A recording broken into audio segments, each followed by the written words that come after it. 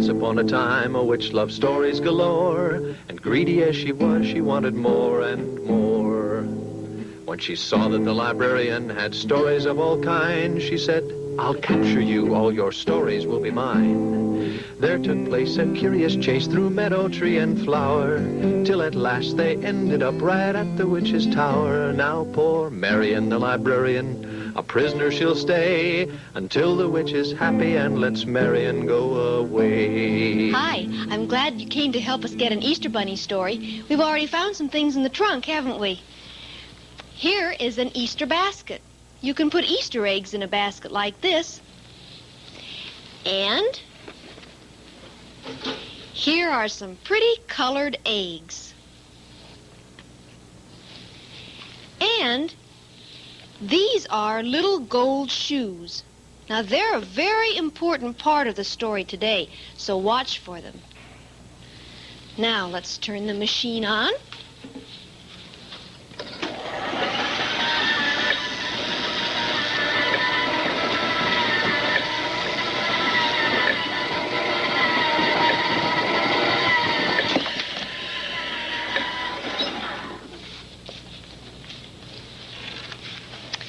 And it's called The Country Bunny and the Little Gold Shoes. Du Bois Hayward wrote this story.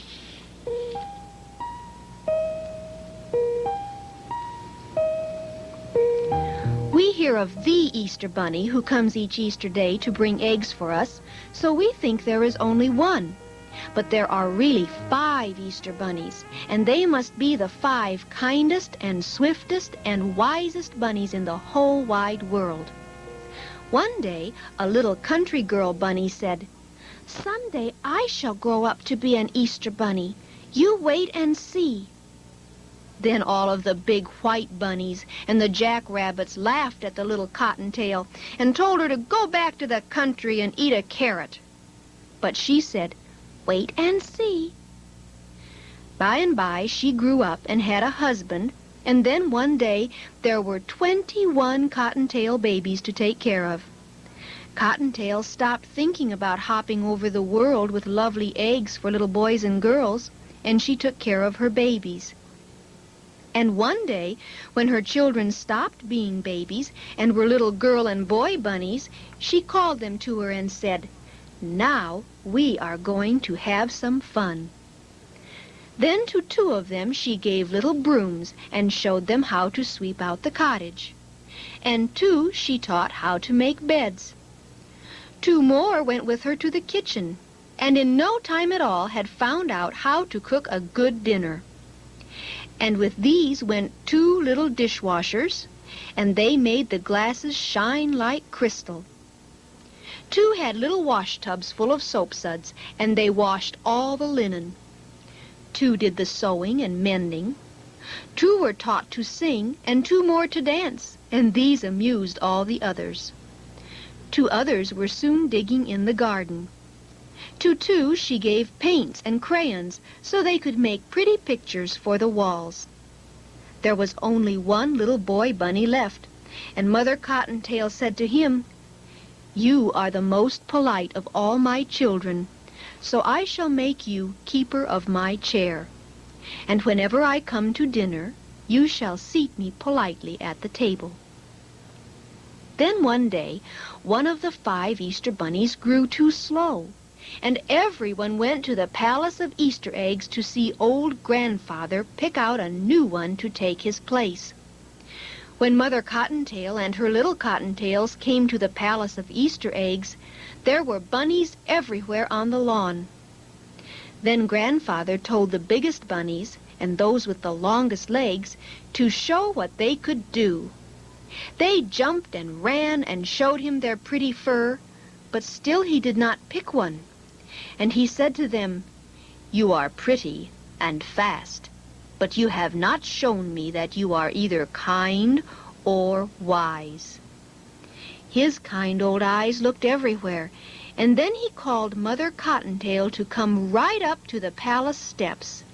And he said, "Tell me, do your children always look so happy?" "Indeed they do," she answered. We never have a tear or a cross word in our little country cottage." "Then," he said, "you must be very kind indeed to have such a happy home. It is too bad that you have had no time to run and grow swift, as I might then have made you my 5th Easter bunny." At that, Mother Cottontail started to laugh. Then she whispered to the little bunnies, and suddenly all of her 21 children raced away. And Cottontail dashed after them, and in no time at all she had them all back again in front of the palace. Then the old, kind, wise grandfather bunny said, "I see that you are swift also. It is too bad that you cannot go to carry my eggs, because you will have to stay at home to take care of your children." Mother Cottontail stepped in front of her little ones, and she said, "They will take better care of the house than I." Then she called them up 2 by 2, and she said, "These are my sweepers. These make the beds without a wrinkle. These cook my dinner. These wash the dishes. These tend the garden. These wash and dry all the clothes. These do the mending. These sing, and these dance to keep us merry while we work. These are learning to paint pretty pictures for our walls. And this littlest one of all always pulls out my chair for me when I sit to table. So you see, I can leave them to take care of the house until I come home." Then the old, kind, wise grandfather bunny said, "You have proved yourself to be not only wise and kind and swift, but also very clever. Come to the palace tomorrow afternoon, for that is Easter Eve. You shall be my 5th Easter bunny." The next evening, Cottontail knocked on the big front door and was admitted to the palace. They showed her all over the palace, from room to room, all piled high with eggs of gold and silver, eggs that glittered like snow, chocolate eggs, marshmallow eggs, eggs for rich children and eggs for poor children, for children who were sick and children who were well, all over the world. Then, as soon as it was dark enough for the children to be asleep all over the world, the kind old grandfather gave the word, and the 5 bunnies set to work as fast as they could. Slowly the night wore away, and the bunnies began to look tired as they kept returning for more and more eggs. Poor little Cottontail was growing very tired when old, wise, kind grandfather called her to him. When she went close, she saw that he was holding in his hand the loveliest egg she had ever seen. And he said, "Because you have such a loving heart for children, I am going to give you the best but the hardest trip of all. Far away there is a great mountain peak, and in a little cottage on that peak is a brave little boy who has been ill for a whole year. The mountain is so high that there is ice on the top, and it will be hard to climb. But if you get there, you will give more happiness than any other Easter bunny."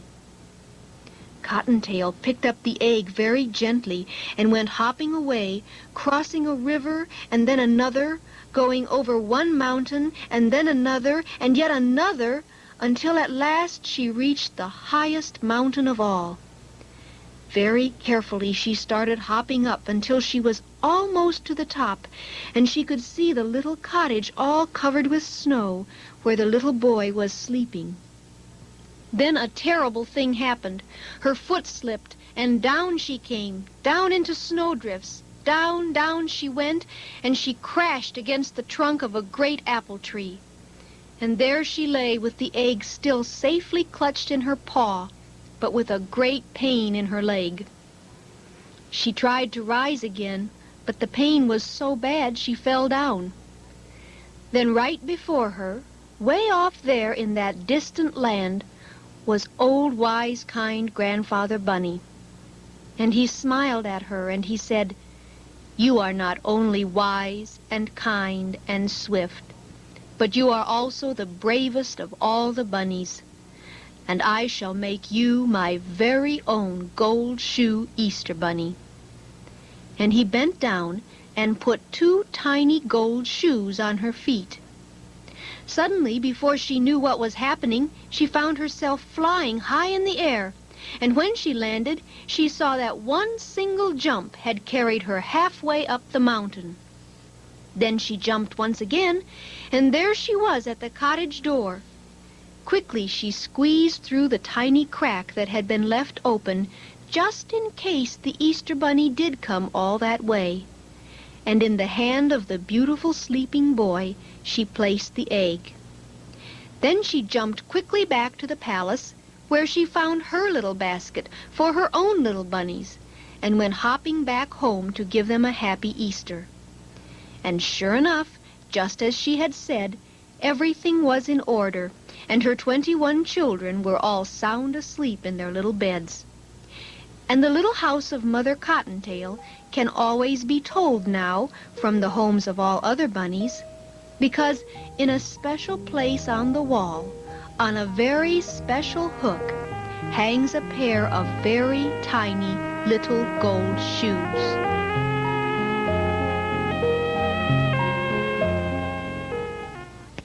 Oh, I think Kerfumbly will like this story. You think she'll let me go? Well, you wait here, and we'll call her, all right? Will you help me? Left and right and Zachary Zoo, here's a story just for you. Oh, an Easter Bunny story already? There it is. The Country Bunny and the little gold shoes. Was the Country Bunny an Easter Bunny? She was. Why did she get to be an Easter Bunny? Because she was kind and swift and wise and brave. Well, what did she do that was brave? Oh, she tried to climb the mountain where the little boy lived. And where did she get those little gold shoes? Grandfather Bunny. Why did he give them to her? Because she was swift and brave and wise and kind? Oh, this is just such a good story, Marion. I really feel like doing something kind. I think I'll let Johnny go home. In fact, I'll take him home on my broom. What is happening? Oh. Why, do you suppose these are for me? I'll bet they are, Kerfumbly, because you just did something kind. Oh, thank you, Kerfumbly. Oh, look. Oh, look, I got some too. Because you just did something kind. Now you better hurry so Johnny can get home for supper. Goodbye. Kerfumbly actually did something kind. It makes me want to do something kind for her, like get her another story. Will you help me? Good. Oh, look. We got some, too. See you next time. Once upon a time, a witch loved stories galore, and greedy as she was, she wanted more and more. When she saw that the librarian had stories of all kinds, she said, "I'll capture you, all your stories will be mine." There took place a curious chase through meadow, tree, and flower, till at last they ended up right at the witch's tower. Now poor Marion, the librarian, a prisoner she'll stay, until the witch is happy and lets Marion go away.